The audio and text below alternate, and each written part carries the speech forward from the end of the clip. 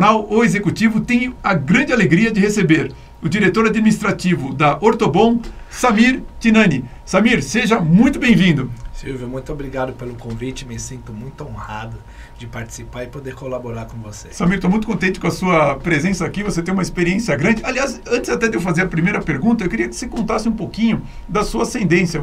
A sua ascendência é síria, é isso? Isso, exatamente, por parte de pai e de mãe. Sim. Meus avós vieram da Síria, muito tempo fugidos de períodos de guerra, né? Ah, sim, sim. E vieram para o Brasil para tentar a vida, né? Formar família aqui, etc. Então, assim, sou descendente de sírios que se radicaram no Brasil com muito orgulho e conseguiram formar família aqui. Poxa, que incrível. Você falou que a sua cidade foi destruída lá na cidade dos seus avós. Como chamava a cidade mesmo? Al-Zabadani. É mesmo? Ela não existe mais ou ela existe, mas está destruída? Ela existe, mas está em pedaços, infelizmente. Era uma cidade montanhosa, né? Um lugar de neve, até que se praticava esportes de neve e tal. E infelizmente por conta desse crescimento do Estado Islâmico, né? Esse grupo terrorista muito radical, acabou que destruiu a cidade, assim, um lugar muito bonito.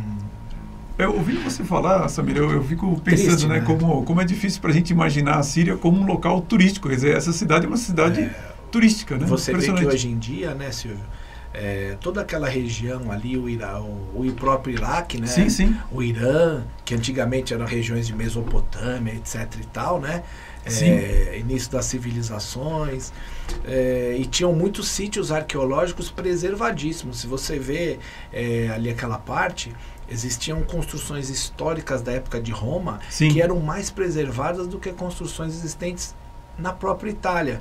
Nossa, e por conta dessa questão de Estado Islâmico, que é um grupo terrorista radical que não gosta de cultuar imagens, principalmente de deuses, então eles fazem questão de destruir. Puxa vida. Então, infelizmente, sítios arqueológicos super conservados e que a gente poderia ter a condição de visitar, infelizmente hoje ou não existem ou estão em áreas que são... Você não consegue visitar. Então, assim, é muito triste para quem tem essa origem, pensar que essa raiz não está mais lá, né, para você visitar. Exatamente. Não tá disponível, né? Então, assim, que beleza seria poder visitar esses lugares, né, Silvio, desfrutar um pouco dessa cultura. Não, incrível. A minha mãe, ela trabalha muito com libaneses, trabalhou, né, muitos anos com libaneses. E por conta disso, eu descobri que Beirute era chamado a Paris do Oriente. Exatamente. Então, você imagina a beleza que era aquela cidade, né, você veja de todo esse período tão negro, assim. Em Beirute, ali, o pessoal hoje, as pessoas mais antigas principalmente, falam muito bem o francês. Sim.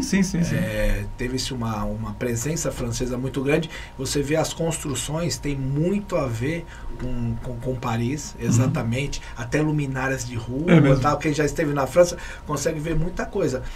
O Líbano é um país que sofreu um pouco menos com isso, porque era um país um pouco mais estruturado, até militarmente falando. Independente de governo e tal.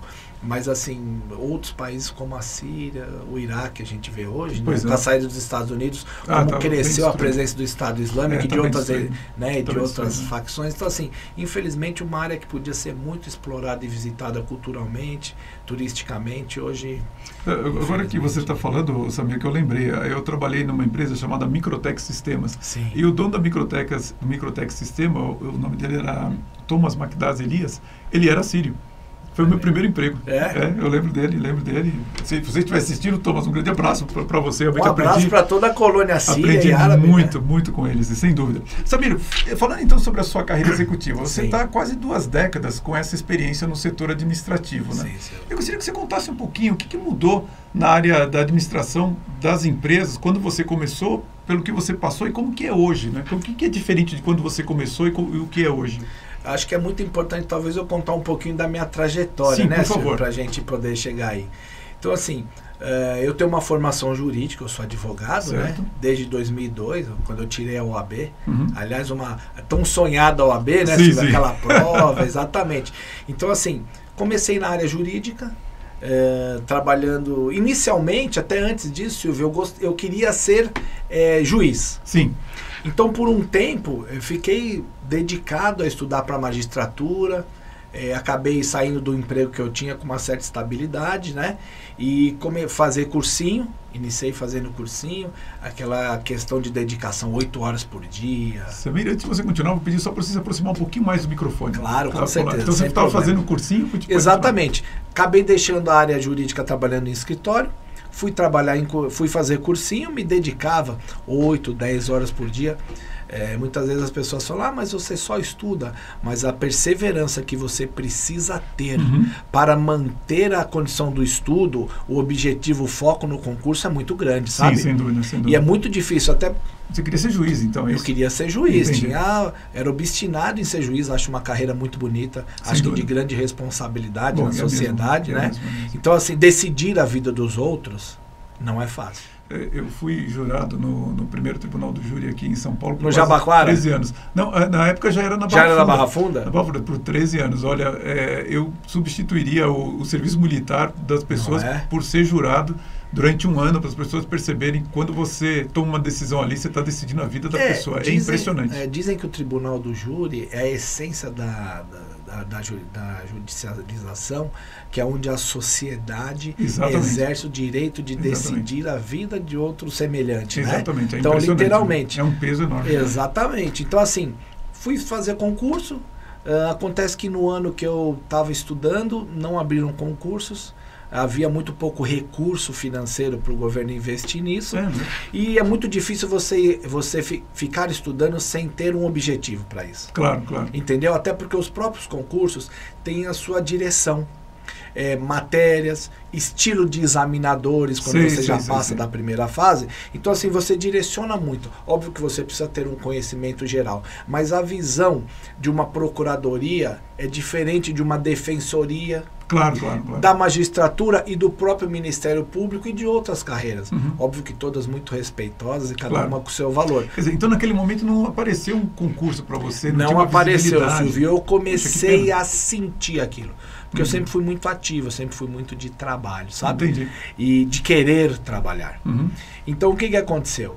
Eu acabei começando a perder o estímulo. E antes que eu perdesse, eu recorri a um amigo meu que pudesse, eu falei um dia conversando com ele, e ele falou, acho que eu tenho alguma coisa para te indicar numa empresa, uma grande empresa, uma empresa muito respeitosa, tal, e que você toparia? Eu falei, toparia, porque infelizmente nós não temos condição de ver nada para frente. E era um escritório de advocacia? Não, era já na empresa onde eu trabalho hoje. Já era? Que tinha uma área jurídica, né, Silvio? Entendi. Tinha uma necessidade jurídica para fazer a prestação de serviços. E foi aí que você fez essa mudança? Foi aí que eu saí dessa área de estudos, vamos dizer assim, de concurseiro, né? Sim. Ele chama, aquele é concurseiro. E parti para a área empresarial, trabalhando aí nesse início como advogado. Entendi.